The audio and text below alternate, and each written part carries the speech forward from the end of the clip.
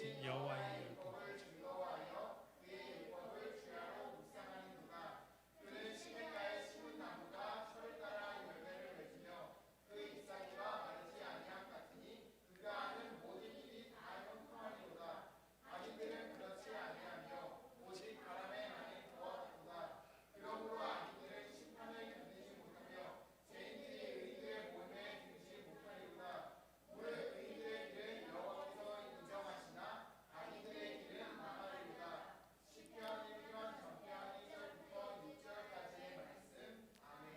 아멘. 예. 오늘은 민족의 명절 설입니다. 우리나라의 특별한 점은 새해를 두 번 시작하는 거죠. 그래서 새로운 시작을 두 번 할 수 있기 때문에 새해 첫 해에 여러분이 많은 결심이 있었을 텐데 혹여나 그 결심이 조금 틀어졌어도 다시 시작하는 기회가 있습니다. 그래서 여러분 말씀, 성경 읽기, 또 암송, 또 경건 생활, 여러분 많은 것을 여러분이 계획을 세웠을 텐데요. 혹시라도 작정 3일 있었던 분들은 다시 회복하시는 그런 구정 연휴가 되었으면 좋겠습니다. 예, 우리 둘째가 같이 참석을 못했는데 따로 한번 할까요? 예, 다음에 또 함께 암송을 선포하는 걸로 하겠습니다. 그러나 여러분 새해 복 많이 받으십시오. 우리 함께 인사하겠습니다. 새해 복 많이 받으세요. 아멘. 새해를 시작하는 지금 여러분은 행복하십니까? 예. 우리는 행복하기 위해서 힘쓰고 애써서 일하고 또 자기 개발도 하고 열심히 하루하루를 살아가고 있습니다. 제가요 오래전에 그 생존 독서라는 그 책을 읽었는데요. 거기 이런 내용이 나옵니다. 어느 한적한 강에서 그 강에서 낚시를 하는 사람이 있었는데 그 사람이 백만장자입니다. 여러분 그 백만장자가 낚시를 하면서 보니까 자꾸 허름한 배에서 어떤 사람이 누워서 그 햇볕을 쬐고 있는 거예요. 이 백만장자가 그에게 묻습니다. 왜 당신은 물고기를 잡지 않습니까? 근데 이 백만장자가 그 묻는 물음에 이 어부가 오늘 분량의 물고기를 이미 다 잡았습니다 이렇게 답하는 거예요. 그러니까 백만장자가 강가에 많은 물고기가 있는데 오늘 잡을 분량만 잡았다 하니까 굉장히 좀 의아스러운 거죠. 그래서 다시 그 어부에게 다시 묻는 거예요. 이렇게 많은 물고기가 있는데 왜 더 잡지 않습니까? 이 정도면 우리 가족에게는 충분합니다. 정말 이해할 수 없는 그런 답변이 돌아오는 거죠. 그럼 당신은 남은 시간엔 뭘 하십니까? 이렇게 백만장자가 또 물은 거예요. 그러니까 그 어부가 남는 시간에는 가족을 위해서 요리도 하고요, 그물 침대에서 낮잠도 즐깁니다. 좋죠. 또 이렇게 보트에 누워서 하늘을 감상하기도 하고 또 가족과 소풍을 가기도 합니다. 그렇게 얘기하는 거예요. 백만장자가 그 사람을 보면서 참으로 게으른 사람처럼 여겨진 겁니다. 이렇게 얘기하는 거예요. 당신은 참 답답합니다. 내가 당신이라면 이 물고기를 더 많이 잡아서 돈도 벌고 또 큰 배도 사고 그 큰 배로 더 많은 물고기를 잡아서 정말 백만장자가 될 것입니다. 많은 사람들을 또 고용할 것입니다. 그러면 당신도 나처럼 뭐가 될 수 있어요? 백만장자가 될 수 있습니다. 근데 백만장자의 말을 이 어부가 열심히 들었는데, 그런데 또 이 어부가 묻는 거예요. 그런데요, 그렇게 되면 얼마나 많은 시간이 걸릴까요? 이 백만장자가 곰곰이 생각해 보더니 한 20년이요? 아니면 그 이상 걸릴 것 같은데요? 그렇게 말하는 겁니다. 그러면 당신은 그 백만장자가 된 후에 그 수십 년 후엔 또 뭘 할 것입니까? 그런데 이 백만장자가 기가 막힌 대답을 합니다. 당신은 쉬면서 인생을 즐길 수 있습니다. 가족을 위해서 요리도 하고 또 그물 침대에 누워 낮잠을 즐길 수도 있고 배 위에 누워서 하늘을 감상할 수도 있습니다. 가족과 소풍도 같이 갈 수 있습니다. 누구랑 똑같아요? 어부랑 똑같잖아요. 그렇죠? 저는 이 내용을 보면서 지금 우리가 지금 내게 있는 그런 행복의 조건을 다 희생시켜가면서 우리는 큰 배와 어마어마한 물질을 소유해서 결국 그 목적이 행복을 얻으려는 그런 꿈을 꿉니다. 언젠가 얻고 찾아낼 어떤 그런 행복이 아니라 지금 내게 주어진 그 행복을 발견하고 그것을 우리가 누려야 될 줄로 믿습니다. 오늘 우리가 읽은 이 시편 1편 그 말씀이 성도가 지금 행복할 수 있는 그런 방법, 지금 행복한 삶을 살아갈 수 있는 방법을 말씀해 주고 있습니다. 시편 1편은요 150편의 그 시편 150편 전체를 여는 문이라고 합니다. 이 시편 1편이 우리가 살아가는 시편 150편 전체를요 인생의 한 여정으로 보게 되면 이 시편 1편은 우리가 살아가는 그 인생의 첫 번째 문인 거예요. 그리고 첫 번째 단추인 것입니다. 그만큼 중요하고 소중한 이 말씀이 이 시편 1편입니다. 이 시편 1편을 잘 통과해야지만 시편에 기록되어 있는 수많은 인간의 많은 문제들, 그 문제를 직면할 때 우리가 승리할 수 있는 것입니다. 시편 기자처럼 비탄에 이게 잠길 수도 있고 또 회개의 눈물로 부르짖기도 하고 하나님 없다는 사람들을 만나서 답답함을 토로하기도 합니다. 어떤 때는 유배지에서 그 쫓겨나서 죽음의 위기 앞에 있기도 하고 때로는 왕에게 쫓겨다닐 때도 있고 또는 자기 자식에게 배신을 당하는 그런 상황을 맞닥뜨릴 때도 있는데요. 그 모든 상황을 이겨나가고 그 모든 상황을 통과하기 위해서는 이 시편 1편 말씀, 그 말씀을 정확하게 우리가 붙들고 있어야 되는 것입니다. 시편 말씀을 그 1편을 잘 통과할 때, 잘 들어설 때 우리는 결국에는 150편에서 할렐루야 하나님을 찬양하는 그 찬양으로 마무리를 지을 수 있는 것입니다. 그냥 간단하게 말하면 시편 1편은 인간 모든 문제에서 가장 기본, 그 기본은 하나님과 연결되었는가 그걸로 결정되는 거예요. 기본은 여러분 쉬워서 기본이 아니라 중요해서 기본인 거예요.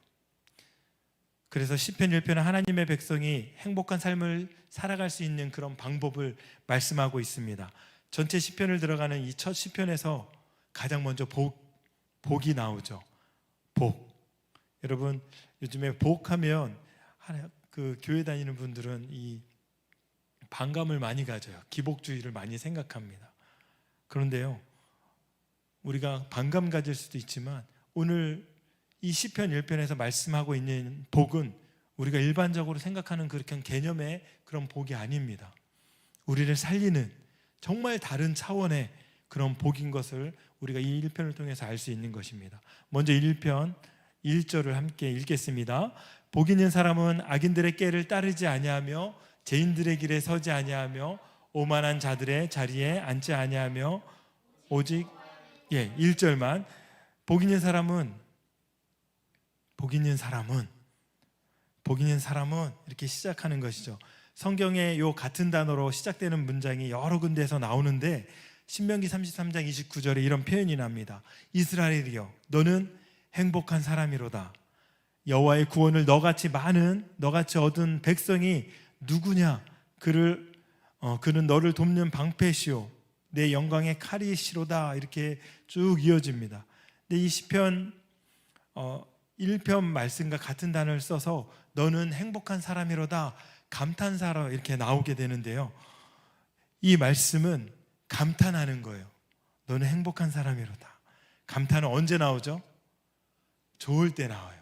그러면 한탄은 언제 나오죠? 슬플 때 나오는 겁니다. 감탄은 정말 좋을 때 나도 모르게 탄성이 나올 때처럼 그렇게 나오는 것이고, 한탄은 슬플 때 나오는 것이죠. 힘든 일일 때 한탄하게 됩니다. 그런데 오늘 이 시편 1편은 감탄으로 정말 기쁨의 모습으로 너는 행복한 사람이로다 이렇게 나오는 거예요. 그래서 공동 번역 개정에는 이렇게 번역이 됩니다. 복되어라, 또 행복하여라, 이런 식으로 번역이 됩니다.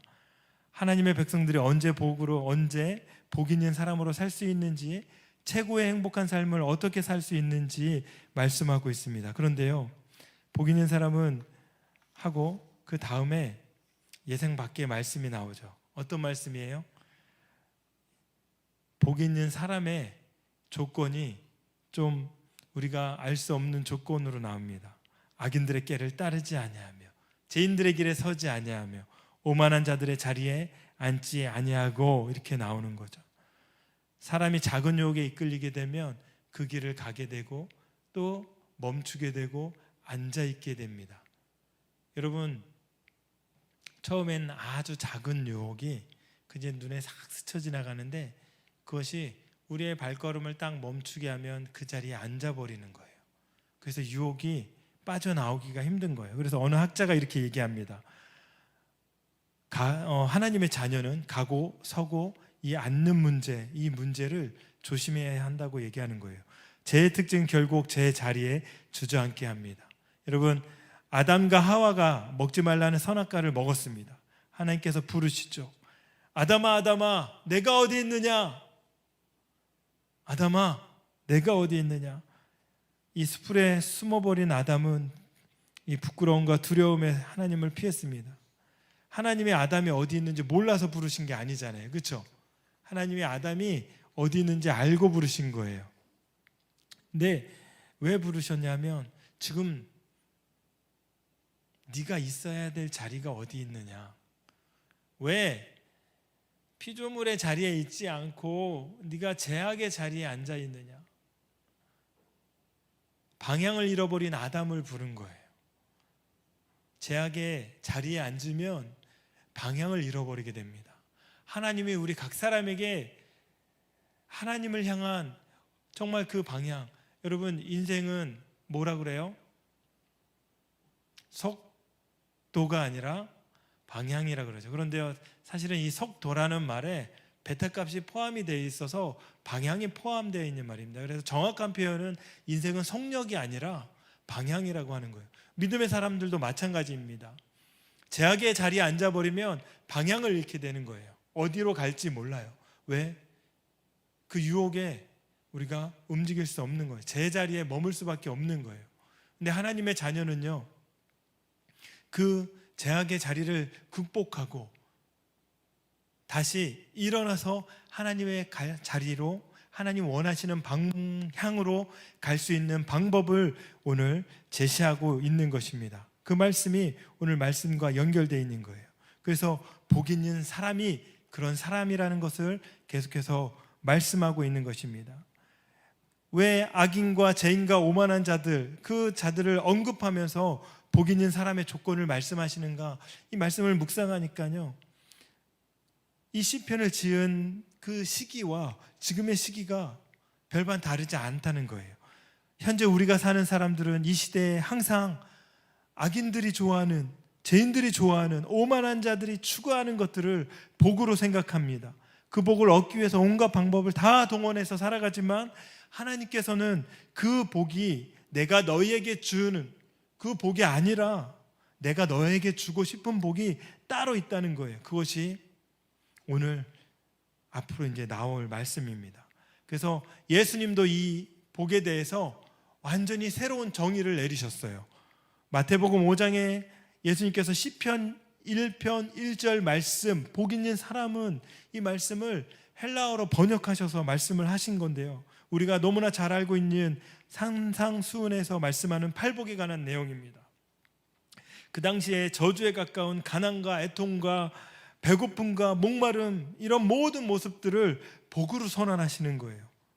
너희가 생각하는 그 복이 진정한 복이 아니야. 오만한 자들의 그 길이 너희의 복이 아니야. 너희의 복은 내가 너희에 주는 이 말씀, 그 말씀이 너희의 복이란다 말씀하시는 거예요.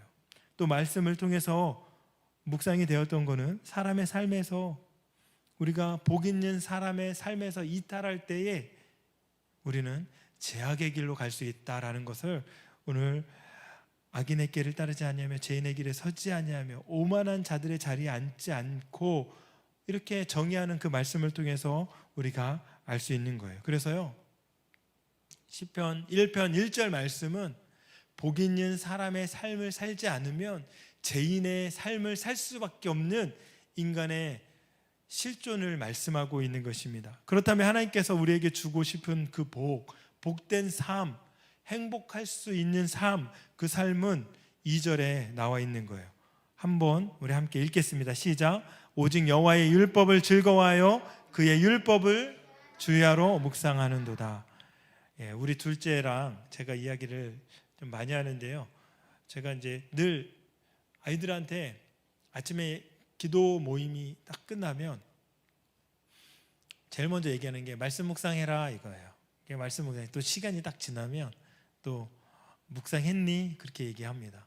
여러분, 말씀 묵상했니? 그러면 뭐라고 대답하는지 알아요? 만약에 아직 안 했으면 아버지 말씀 묵상 어떻게 하라 그랬어요? 주 야로 하라 그랬잖아요. 꼭 아침에만 하는 게 아니라 저녁에 해도 괜찮은 거예요. 야, 굉장한 합리화죠. 이 주야로 묵상하라는 말씀은요, 아침 아니면 저녁이 아니라 아침이나 저녁, 끝없이 우리 하나님의 말씀을 읊조리라는 겁니다. 끝없이 하나님의 말씀을 읊조리라는 건데요, 주야로 말씀을 묵상하는도다. 이 말씀이 우리가 정확한 표현은요, 이 즐거움이 어디서 오는가? 여러분, 우리가 즐거운 마음으로 말씀을 묵상한다는 의미가 아니라 이 묵상을 할 때 그 말씀을 통해서 우리 안에 즐거움이 들어온다는 그 말씀인 것이죠. 즐거움은 우리 안에 있는 것이 아니라 하나님의 말씀을 묵상하는 그 말씀에서, 그 율법에서 즐거움이 우리에게 온다는 것입니다. 그래서 즐거움은 우리 안에 그냥 처음부터 있는 것이 아닙니다. 우리 안에 들어오는 거예요. 그래서 하나님의 말씀을, 율법을 즐거워하여 그의 율법을 주야로 묵상하는도다. 이 말씀은 말씀을 묵상할 때 우리가 즐거울 수 있고 또 행복할 수 있다는 그런 의미로 우리가 말할 수가 있는 건데요. 여기서 묵상이라는 단어를 우리가 조금 더 생각해 보면, 우리가 묵상이라 함은 보통 말씀을 읽죠. 3번 이상 읽어요. 말씀을 읽고 또 그 말씀을 또 요약을 합니다. 그리고 말씀에서 내 마음에 드는 말씀, 그 말씀 한 절을 딱 꺼내요. 그래서 그 말씀을 어떻게 해서든지 또 적용하려고 그래요. 근데 이제 적용할 때 조심해야 되잖아요. 그렇죠? 갑자기 모든 재산을 바쳤느니라 딱 그 말씀이 딱 나오면 어떻게 해야 되지? 하루 종일 내 재산을 다 바쳐야 되나? 막 그렇게 묵상하잖아요. 그렇죠? 무조건 적용점을 찾으려고 애쓰고 막 그러는데, 성경에서 묵상하는 이 묵상은 그 의미가 조금 다릅니다. 이 말씀은요, 읊조리다라는 의미가 있는 거예요.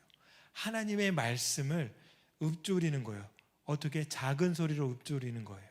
그래서 읊조리고 읊조리다 보면 그 말씀 자체, 시편 1편은 아마 모세오경을 말씀하고 있는 것일 겁니다. 근데 이 모세오경을요 계속 듣는 거예요. 누구의 목소리로? 나의 목소리로, 작은 목소리로 계속해서 듣는 거예요.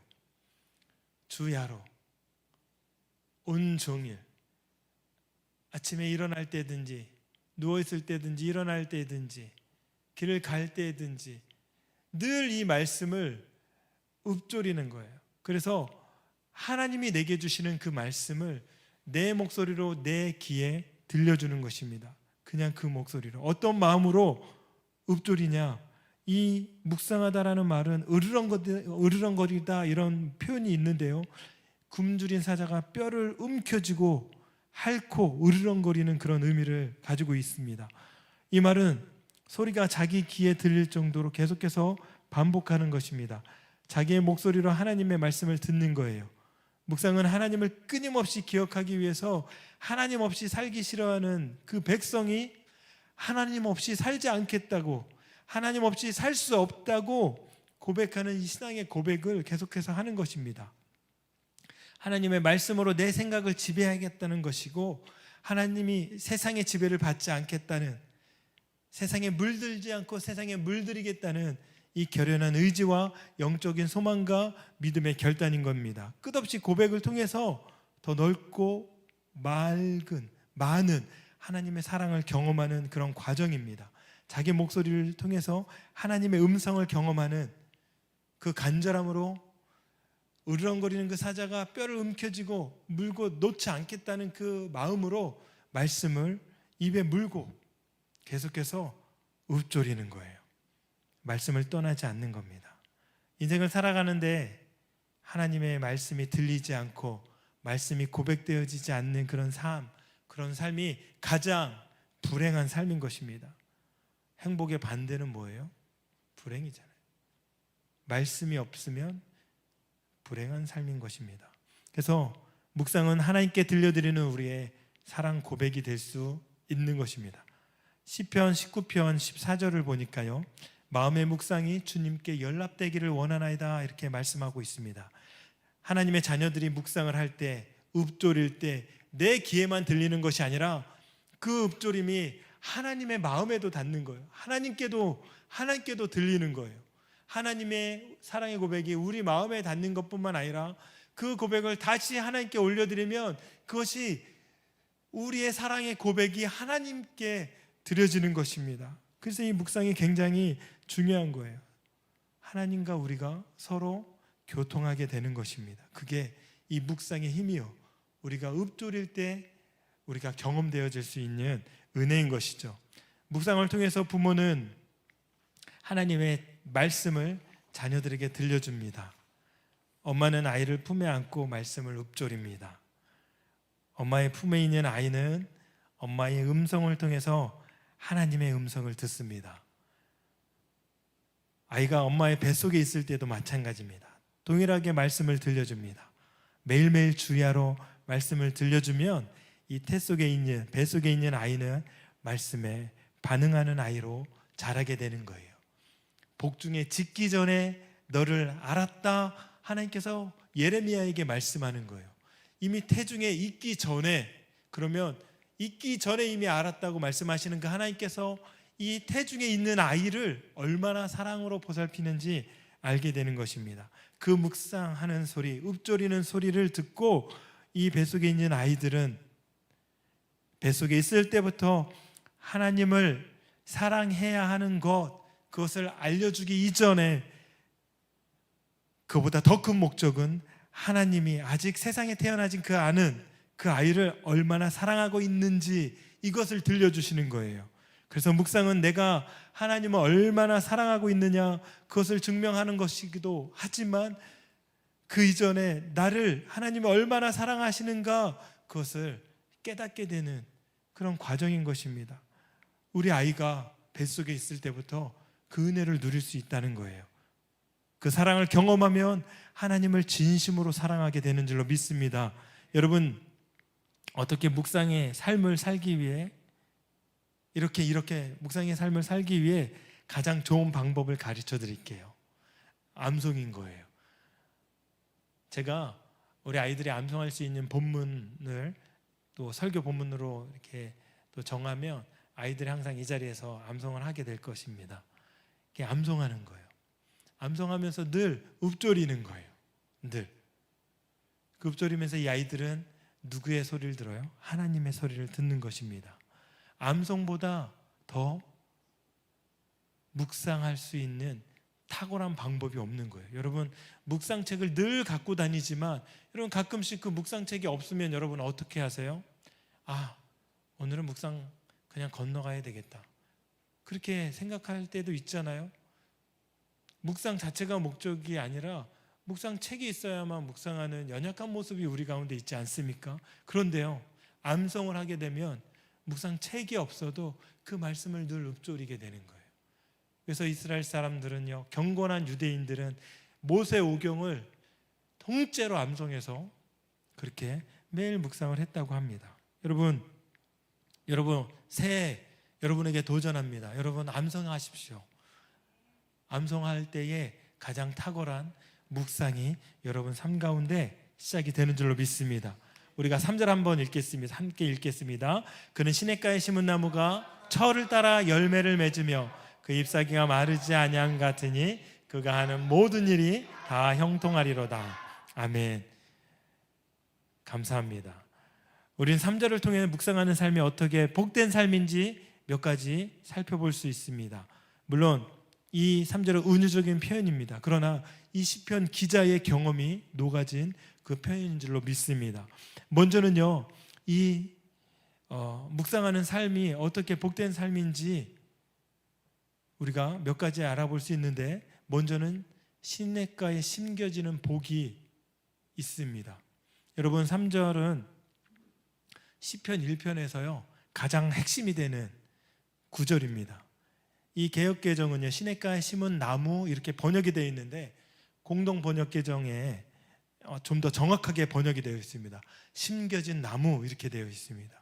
하나님께서는 또 누군가는 시냇가에 의도와 목적을 가지고 시냇가를 만들고 그곳에 열매 맺을 수 있는 이 나무를 심은 것입니다. 먼저 사역하던 제가 교회에서 1년에 몇 번씩 화단을 가꾸고 꽃을 심었습니다. 화단을 가꾸고 꽃을 심는데, 꽃을 심고 제가 내버려 둘까요? 아니에요. 매일 물을 줍니다. 교육자들이 돌아가면서 물을 줍니다. 심지어는요, 월요일 날 쉴 때 그때도 물을 줍니다. 계속해서 물을 주는 거예요. 정성껏 꽃을 심고 항상 가꾸는 것입니다. 당번을 정해서 물을 주는 것입니다. 햇볕이 내리쬐일 때 물이 말라 있으면 이 꽃들이 정말 시들시들해져서 밑으로 쭉 쳐져요. 그러면 제가 또 물을 착 줍니다. 그러면 다시 꽃들이 싱글벙글 싱글벙글 생기가 돋아나고요, 꽃잎이 다시 일어나고 잎사귀가 다시 청청해지는 거예요. 그러면서 저한테 말을 겁니다. 땡큐. 얼마나 좋아하는지 몰라요. 심었으니까 가꾸는 거예요. 보호해 주는 거예요. 끝없이 생명을 공급해 주는 거예요. 하나님의 말씀을 묵상하는 삶을 통해서 우리는 심겨진 나무처럼 가꿈을 받고 보호함을 받는 것입니다. 하나님 우리를 그냥 내버려 두시는 것이 아니라 우리의 영혼에 끝없이 생명을 공급해 주시고 또 우리 영혼을 안전하게 지켜주시는 겁니다. 묵상할 때 그런 하나님의 은혜를, 하나님의 생명을 공급받는 것입니다. 그래서 이 말씀이 생명이 되는 거예요. 모든 생명은 말씀에서 시작되는 걸 우리가 창세기에서 알 수 있는 것 아니겠습니까? 말씀에서 하나님의 생명이 시작되는 거예요. 그래서 묵상을 통해 하나님의 생명을 우리가 계속해서 공급받는 거예요. 할렐루야. 두 번째, 우리가 복된 삶은 열매를 맺는 것입니다. 조금 전에 말씀드렸던 것처럼 화단에 꽃을 심습니다. 열심히 물을 줍니다. 아름다운 꽃이 그 자태를 자랑하듯 드러냅니다. 그러나 꽃이 너무너무 아름다워요. 사람들이 지나가는 사람들마다 꽃을 막 봅니다. 어떤 사람은 너무 아름다워서 그 꽃을 똑 잘라가기도 하고요. 어떤 사람은 다 그런 건 아닌데 통째로 뽑아갑니다. 예, 매해 겪는 일인데요. 그런데 이 꽃이 너무너무 아름답지만 이 꽃이요, 꽃을 피는 이유가 있습니다. 왜 꽃을 피울까요? 다른 건 아니에요. 열매 맺기 위해서. 꽃들도 심겨진 목적이 있는 거예요. 여러분, 묵상하는 삶에는 반드시 열매가 있는 겁니다. 열매는 누군가에게 생명을 나눠주는 거예요. 보세요. 제가요, 우리 가정이 이 말씀 심는 엄마에서, 말씀 심는 가족에서, 말씀 심는 교회로 오기까지 약 17년, 18년 정도의 시간이 흘렀는데, 이것은 한 분의 헌신과 말씀 묵상의 삶에 대한 어떤 열매인 것입니다. 제가 존경하고 또 사랑하는 우리 고인이 되신 여운학 장로님 말씀을 잠깐 드릴 수밖에 없는데요. 그 장로님께서는 그 말씀 묵상을 삶으로 실천한 정말 한결같이 뜨겁게 하나님의 사랑을 이 묵상하면서 말씀을 묵상하면서 사셨던 분입니다. 그 장로님께서는 40살에 예수님을 믿으셨어요. 근데 40살부터 이 장로님은 요한복음 15장 말씀을 이렇게 암송하기 시작하면서 소천하시기 전까지, 하나님께서 부르시기 전까지 평생을 암송 묵상하시며 그렇게 사셨던 분입니다. 설교를 하면서 장로님이 생각나지 않을 수가 없었습니다. 그토록 말씀을 사랑하고 즐겁게 묵상하셨던 우리 장로님, 그분은 이제 고인이 되셨지만 그분의 이 묵상의 삶, 그 삶이 열매가 돼서 얼마나 풍성한 열매를 맺었는지 몰라요. 이 장로님은요, 그 분당에 사시면서 탄천을 오고 가시면서 늘 묵상하시고 그 묵상한 내용들을 또 기록하셔서 저희에게 또 보내주시고 또 교회에 오가면서 묵상하시고 기도하시면서 이 암송하시는 그 말씀 붙들고 묵상하시면서 평생을 그렇게 사신 거예요. 이 묵상하는 삶이 어떻게 연결이 됐냐면 303 비전으로 연결이 됐습니다. 장로님께서 이 묵상이 너무 좋아서 이 말씀 암송 묵상을 그냥 본인만 가질 수 있는 게 너무나 아까운 거예요. 그러면서 신학생들을 키우기 시작하셨습니다. 각 신학생들을 신학교마다 장학생들을 선발해서 수백 절의 암송을 하게 하시고 묵상하게 하시고 이 시대에 정말 이 어둠에 말씀의 빛을 들고 복음의 능력을 소유한 하나님의 그런 사람들로 키워내신 거예요. 그리고 또 거기에서 멈추지 않고 이제는 어린 자녀들, 이 자녀들에게 말씀 암송과 묵상 그리고 가정 예배의 비전을 품으시고 이 어린 자녀들에게 그것을 흘려보내기 위해서 엄마들을 교육하기 시작합니다. 그래서 만든 게 303 비전, 그래서 유니게 가정을 만들어서 100절씩 암송하는 과정을 만들어서 아이들을 교육시킨 것이 아니라 그 아이들을 교육하기 위해서 엄마들이 암송하게끔 교육을 하기 시작합니다. 그곳에 이 엄마들이 교육을 받고 암송을 하게 되고 묵상을 하게 되고 그 묵상을 하면서 자녀들에게 암송 교육을 시작해요. 그러면서 수천 명의 어머니들이, 수만 명의 어머니들이 암송을 하게 되고 묵상을 하게 되고 303 비전을 가지고 가정의 암송 교육과 또 가정 예배로 이 자녀들을 신앙 안에서 복음 안에서 세우기 시작합니다. 그런데요, 이 장로님이 작년 3월에 소천하셨어요. 장로님 살아계셨을 때 자신의 모든 재산을 다 털어서 다 하나님께 드리는 거예요. 이 아이들을 장학생으로 선발해서 그 아이들이 계속해서 암송 지속 장학생이 되도록 건면하는 거예요. 아이들을 만날 때마다 안아주고 품어주고 암송을 시키는 거예요. 그리고 또 빅머니를 주시는 거예요. 그거는 의도가 있습니다. 예의를 가르치신 거예요. 하나님의 말씀을 암송하고 묵상하는 하나님의 자녀들이 그 몸에 예의를 가지고 또 세상을 살아갈 수 있게끔 두 손으로 감사의 마음으로 그 아이들이 빅머니를 받습니다. 장로님을 꼭 안아주고 그 아이를 보냅니다. 여러분, 암송 묵상 한 사람의 실천으로 말미암아 그 열매가 한국의 그 믿음의 지형을 바꾸는 거예요. 지금은요, 이제 여운학 장로님의 그 열매를 누가 먹고 있습니까? 우리가 먹고 있는 거예요. 그 정신을 이제는 그 규장 문화사를 지금 대표로 맡고 있는 여진구 대표께서 이어가고 있는 거예요. 그래서 여진구 대표께서 그 장로님이 남겨주신 그 유산을 자신의 몫을 다 또 303 비전 이곳에 다 또 드립니다. 그래서 또 새로운 303 비전 메이커들이 또 일어날 수 있도록 또 헌신하고 있습니다.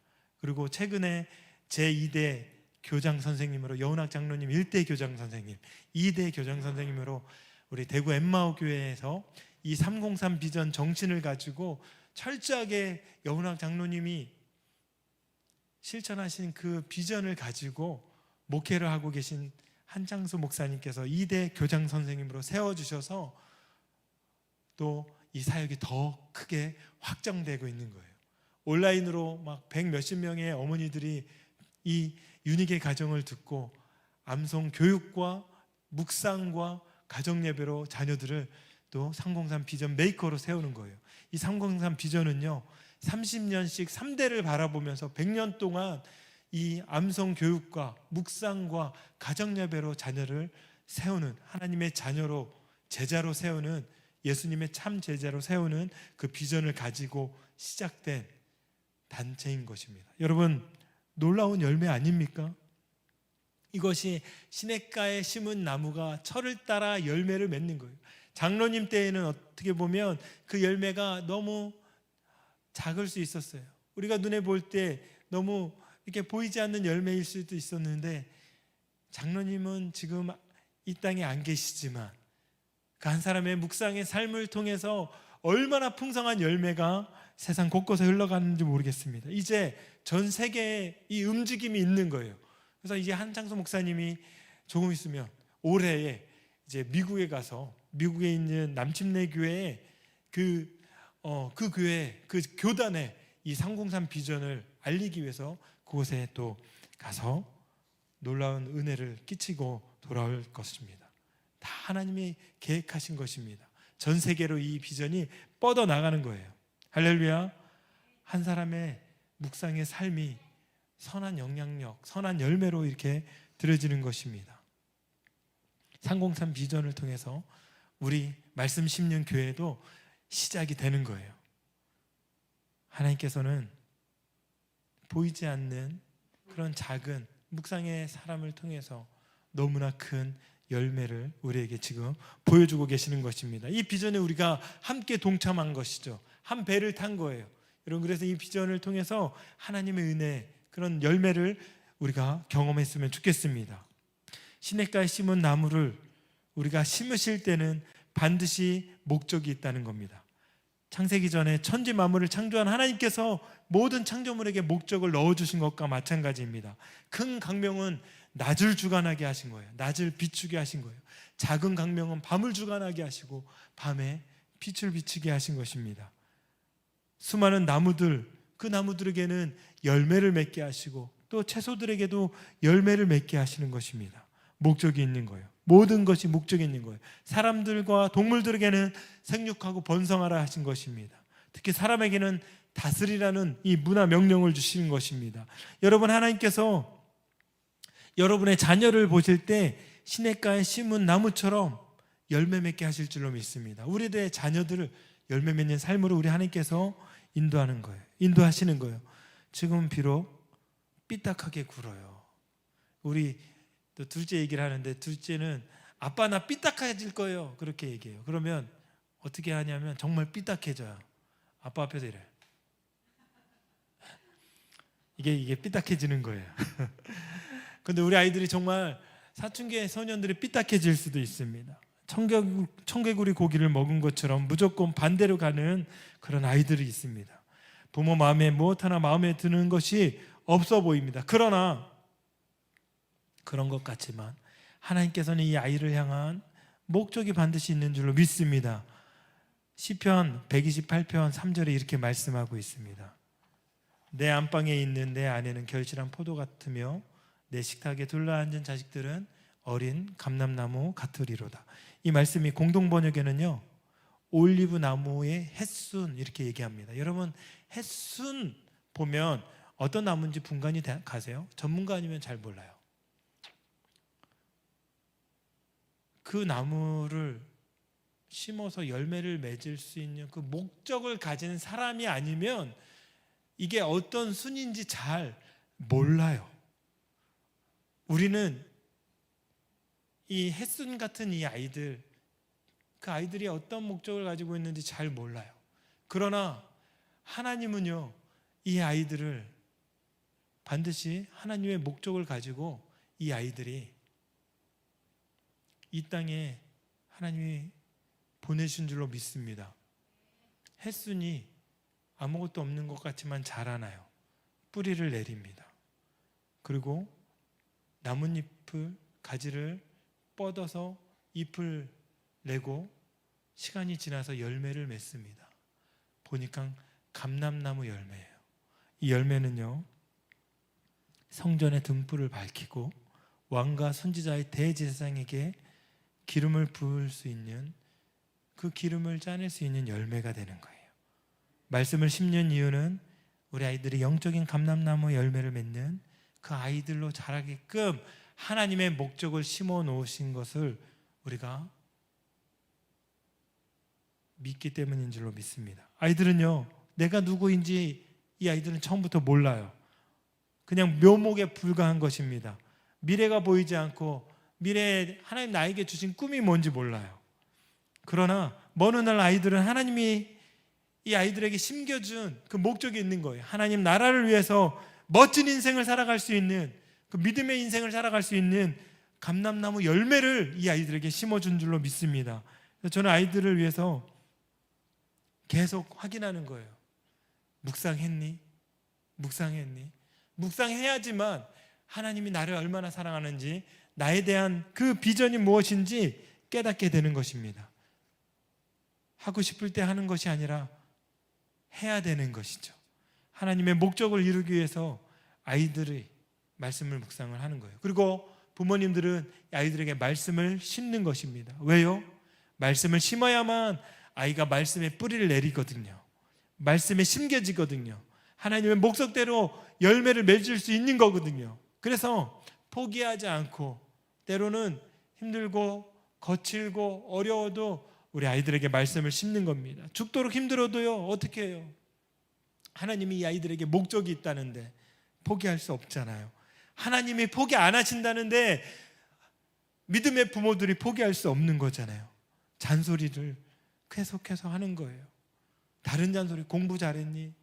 그게 아니라, 너 1등 먹었니? 그게 아니라, 옆에 있는 그 부모님들이 눈물을 흘릴 때가 있대요. 우리 아이들이 1등 할 때 눈물을 흘리는 것이 아니라 옆집 아이가 1등 할 때 눈물을 흘린대요. 참 우픈 현실입니다. 그러나 믿음의 부모들이 눈물을 흘릴 때 어떤 때예요? 우리 아이들이 말씀이 심겨지지 않을 때 눈물을 흘리는 거예요. 묵상이 안 될 때 눈물을 흘리는 거예요. 지금은 우리 아이들이 철이 없어서 조금 힘들지만 그럼에도 불구하고 엄마 아빠가 계속해서 말씀을 심는 거예요. 지금은 잘 몰라요. 그러나 이후에 이 아이들은 자라나면서 깨닫게 되는 거예요. 아, 그때 우리 엄마 아빠가 왜 계속해서 이 말씀을 나에게 심어 주었는지 이제는 알겠구나. 영적인 철이 들면 그때서야 깨닫게 되는 것입니다. 할렐루야. 끊임없이 포기하지 않고 우리 아이들에게 말씀을 심는 귀한 부모님 되셨으면 좋겠습니다. 세 번째로 복된 삶은요, 마르지 않는 그 잎사귀를 소유하는 삶입니다. 열매를 맺으면요, 잎사귀가 마르지 아니한 같으니라고 얘기합니다. 시냇가는요, 항상 물이 있는 곳을 말합니다. 사막의 건조한 날씨, 햇볕이 내리쬐고 뜨거운 기온에 그 모래 폭풍우가 불어도 나뭇잎이 청청합니다. 잎사귀가 마르지 않습니다. 물이 끝없이 공급되어 있기 때문입니다. 묵상하는 삶은 말씀을 읊조리는 삶, 이 삶, 암송하는 삶, 그 삶은요, 하나님의 말씀을 자기의 음성으로 듣는 삶이라고 했습니다. 안사자처럼 먹이를 움켜쥐고 으르렁거리듯이 말씀을 입에 물고 빼앗기지 않기 위해서 몸부림치는 삶을 사는 것이라고 얘기했습니다. 이런 삶을 살아갈 때에 우리는 그 잎이 마르지 않는 청청한 잎으로 살아갈 수 있는 그 은혜가 있는 것입니다. 여러분, 혹시 우리 가운데 말라있는 것이 있으면 우리가 말씀에서 멀어진 거예요. 열정이 말라있고 또 감정이 말라있고 관계가 말라있고, 우리가 말라있는 삶을 다시 회복하는 놀라운 은혜가 있기를 소망합니다. 여러분, 누군가 저를 괴롭히잖아요. 힘들게 하잖아요. 죽도록 믿고 막 패주고 싶은 그런 마음이 있잖아요. 그런데요, 그 사람을요, 우리가 왜 용서해 줘야 돼요? 내가 회복하기 위해서. 내 힘으로 안 돼요. 하나님의 말씀을 끝없이 공급받을 때 그 사람을 용서할 수 있는 거예요. 공급받을 때 그 사람을 용서할 수 있는 힘이 있는 거예요. 그런데 용서는요, 그 사람을 위해서 하는 게 아니에요. 나를 위해서 하는 거예요. 언제? 말씀을 공급받을 때 그 은혜를 누릴 수 있는 것입니다. 여러분, 제가요, 영적으로 너무나 메말라 있을 때가 있었습니다. 그런데 말씀을 암송하기 시작하는데 그 영적으로 메말라 있는 것들이 다시 한번 생기를 찾게 되는 거예요. 굉장히 오래전에 우리 사랑이가 태어나기 바로 전인데요, 제가 암송학교에 등록했습니다. 우리 아이들이 암송을 이미 수백 절씩 하고 있을 때인데 저는 그때까지만 해도 암송을 하지 않았습니다.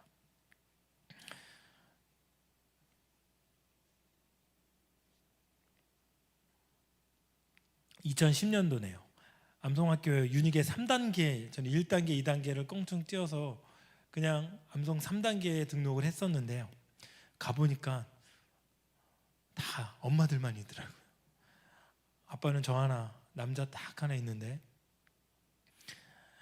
홍일점이었죠. 그런데요, 암송을 하면서 하나님의 말씀이 제게 들어오기 시작하는 거예요. 제 마음에 강팍함들이 하나씩 깨지게 시작하는 거죠. 암송을 하면서 처음에는 암송이 사실은 쉽지 않았습니다. 왜요? 계속 암송을 해야 되니까 잊어버리는 거예요. 머리가 나쁘니까 계속 잊어버려요. 계속 잊어버리는데 여호와는 나의 목자시니 내게 부족함이 없으리로다. 복 있는 사람은 악인의 길을 따르지 아니하며 죄인의 길에 서지 아니하며 뭐지? 그러다가 막 기억하다가만 시간을 보내니까 굉장히 쉽지 않았습니다. 그런데 말씀이 암송이 되어지면서 이 말씀이요, 저희가 은혜가 되는데 또 말씀을 암송하는 구절이 점점 생기면서 말씀이 서로 연결되기 시작하는 거예요. 하나님의 말씀이 살아서 역동적으로 움직이기 시작하는 겁니다. 말라있는 마음들이 이 말씀이 조금씩 들어오면서 그 갈라진 틈으로 말씀이 스며들기 시작하는 거예요. 촉촉해집니다. 거기서 이제 싹이 나기 시작하고 또 나무가 자라기 시작하면서 열매가 맺어지기 시작합니다. 근데 처음에는 강팍한 마음들이 깨어지기 시작하면서 말랑말랑해지는 거예요.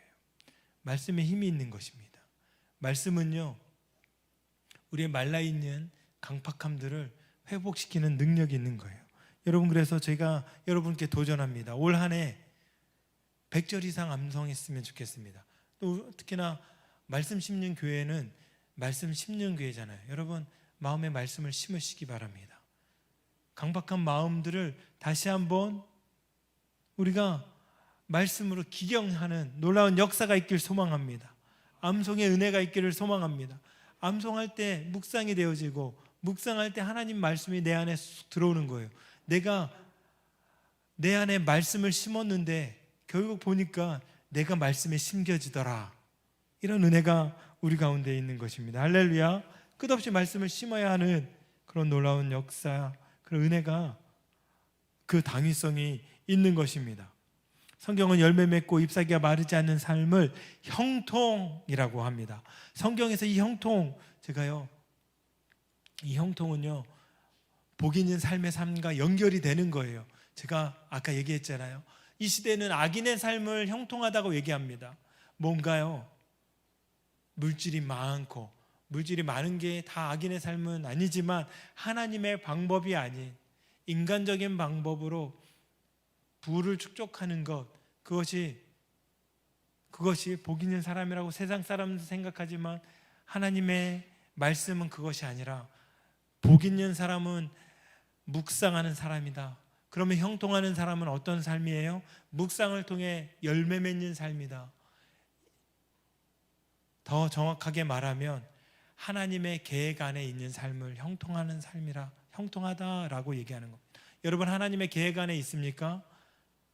그러면 제가 질문을 바꿔 볼게요. 여러분, 묵상하는 삶을 살고 있습니까? 아멘. 그러면요, 여러분은 형통한 사람입니다. 하나님의 계획 안에 있는 사람, 열매 맺는 삶인 것입니다.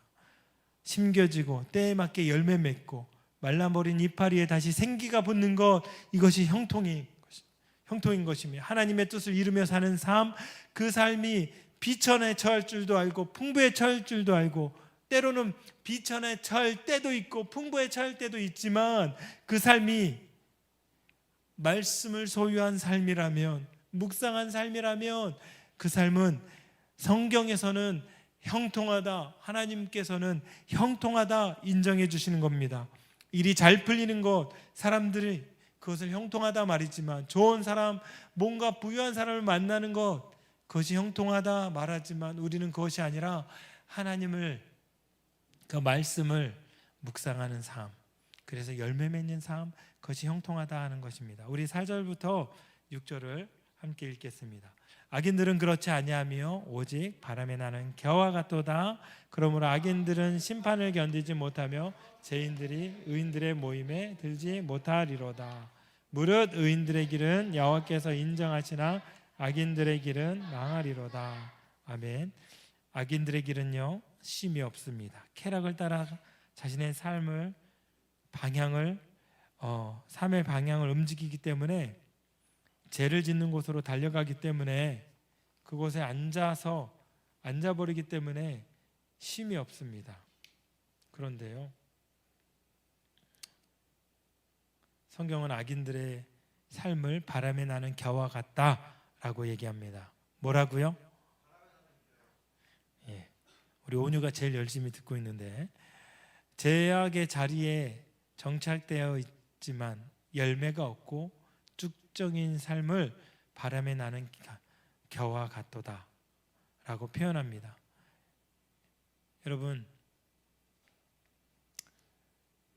제가 얼마 전에 이 무게의 중요성에 대해서 배웠는데, 제가 목요일마다 버금 아트미션에서, 우리가 지금 예배를 여기 버금 아트미션에서 드리고 있잖아요.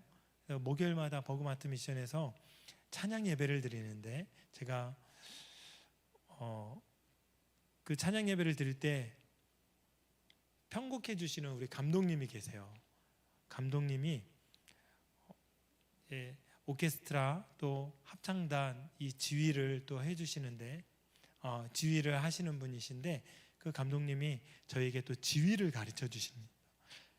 저도 오래전에 청소년 교향악단 아이들 지휘를 하고 또 성가대 지휘를 했지만 제가 또 새로운 마음으로 배우고 싶어서 저도 그분께 지휘를 배우는데요, 이분이 너무나 귀한 말씀을 해주시는 거예요. 음악에 정말 필요한 것이 무엇인지 딱 얘기하지. 어떤 예를 들냐 하면, 그 서울시향에 정명훈 씨가 있을 때에 그 바이올린 오디션을 봤다고 합니다. 근데 한 200명이 오디션을 지원을 했는데 몇 명이 뽑혔을까요? 20명? 아니에요. 한 명도 안 뽑았대요. 그런데 나중에 이 정명훈 지휘자, 그 마에스트로죠, 그분께 어느 방송사에서 인터뷰를 하는데, 언론에서 인터뷰를 하는데, 왜 안 뽑았냐고 얘기하니까, 이게 정확한지 안 뽑았냐고 얘기했는지 아니면 그 음악에 대해서 이제 얘기를 했는지 정확하게 모르겠지만, 그 이유를 얘기를 해주시는데, 이제 나중에 안 뽑힌 이유를 우리를 가르치는 그 감독님이 알게 됐다고 하시는 거예요. 왜 안 뽑았냐면 음악에 무게가 없다는 겁니다. 무게. 그러면서 200명을 왜 안 뽑았는지 알게 됐다는 거예요. 여러분, 음악에 무게가 없다는 거예요. 물론 대가들만 들을 수 있는 거겠죠. 정말 화려한 스킬로 다 할 수 있는 거예요. 그래서 저도 음악을 전공을 했지만, 음악은 물론 빨리 하는 것도 힘들어요. 나이가 들고 한 10년을 음악 이렇게 악기를 안 잡아봐서 좀 쉽지는 않지만, 근데 정말 대가들은요, 음악을 빠르게 하는 것, 그것이 중요한 것이 아니라 그 음악에 무게가 있느냐, 이걸 보는 거예요. 그런데 마찬가지로요, 오늘 보니까 악인은 겨와 같다 얘기합니다. 무게가 없는 거예요. 여러분, 말씀에 무게를 붙들어야만 우리가 이 묵상의 여정을 길게 갈 수 있는 거예요. 무게를, 여러분이 이 말씀을 묵상할 때 말씀의 무게가 우리 가운데 오는 줄로 믿습니다. 말씀의 무게는요, 우리를 짓눌러서 우리를 없애버리는 게 아니라 그 말씀을 붙들고 버티게 하기 위해서 이 말씀의 무게가 필요한 거예요. 그래서 의인은요, 말씀을 붙들고 어떤 비바람이 와도 폭풍우가 와도 흔들리지 않는 그런 삶으로 살아낼 수 있는 거예요. 제가요, 고등학교 때, 오늘 말씀이 좀 길어지네요. 제가 고등학교 때 궁도부 선수였습니다. 이래봬도 궁도를 하는데 활을 탁 쏘잖아요. 그러면 145m를 딱 날아갑니다. 어느 날은요, 비가 올 때 제가 그 관역을 향해서 쐈는데, 비가 올 때 비가 오는, 그리고 비가 그냥 오는 것이 아니라 바람도 막 불잖아요. 그 저항력을 이겨내야 돼요. 그러기 위해서는 활에 무게가 있어야 되는 거예요. 당기는 힘이 더 강해져야 되고 더 무겁게 활을 쏴야 되는데, 그래야만 비와 바람의 저항을 이기고 관역을 딱 향해 날아가는 것입니다. 정확하게 관역을 맞출 수 있는 거예요. 우리가 하나님의 말씀을 붙들고 말씀을 묵상할 때 그 말씀의 무게가 나를 지탱해주고 끝까지 하나님의 그 견고한 그 방향대로, 목적대로 우리가 갈 수 있는 것입니다. 드디어 결론을 맺습니다. 여러분, 제가 오래전에 읽은 책 중에 예루살렘의 아이만이라는 책이 있습니다. 아돌프 아이만이라는 사람이 500만 명의 사람을, 그 유대인들을 그 죽음의 길로 몰아넣었다고 합니다. 그런데요, 그 2차 세계대전이 끝나고 숨어 사는 이 사람을 데려다가 이제 잡아서 데려다가 독일에서 재판을 하는데, 제 명목이 뭐냐 하면 생각하지 않는 죄, 그 죄가 이 사람에게 주어진 것이죠. 그래서 자기는 생각 없이, 한 가장으로서는 너무나 훌륭했지만 수많은 사람의 죽음의 길로 몰아넣은 그런 삶을 살았던 그 사람의 죄는 생각하지 않은 죄였습니다. 그러면 하나님을 믿는 하나님의 성도들에게는요, 무엇이 죄가 될 수 있을까요? 묵상하지 않는 죄, 그것이 너무나 큰 죄의 길로, 악인의 길로, 죄인의 길로, 오만한 자의 자리로 갈 수 있는 것이죠. 그렇다면 우리가 묵상해야 되지 않겠습니까? 여러분, 정말 아빠한테 우리 아이들이 말을 걸면 얼마나 좋은지 몰라요. 얼마나 사랑스러운지 몰라요. 그러면서 우리도 묵상하면서, 우리가 읊조리면서요, 우리가 하나님의 말씀을 듣는 동시에, 아까 뭐라고 했습니까? 반대로 하나님, 그 하나님도 우리의 사랑의 고백을 듣는 것입니다. 하나님의 마음이 보이시나요? 하나님께서는 사랑하는 자녀들을 향한 그 목적을 이루고 싶어서 묵상하라는 거예요. 여러분, 하나님의 말씀을 주야로 묵상하시길 바랍니다. 그 말씀이 여러분의 발의 등이요 길이 되어주는 것입니다. 열매 맺게 하시고 풍성한 하나님의 은혜 안에 형통한 삶으로 인도해 주시는 겁니다. 묵상을 현실을 희생시켜서 미래를 얻는 그 행복이 아니라 지금 행복해질 수 있는 방법을 우리에게 주시는 거예요. 너는 내가 보호해 줄 거야. 나는 내가 목적이 있어서 너를 시냇가에 심은 거란다.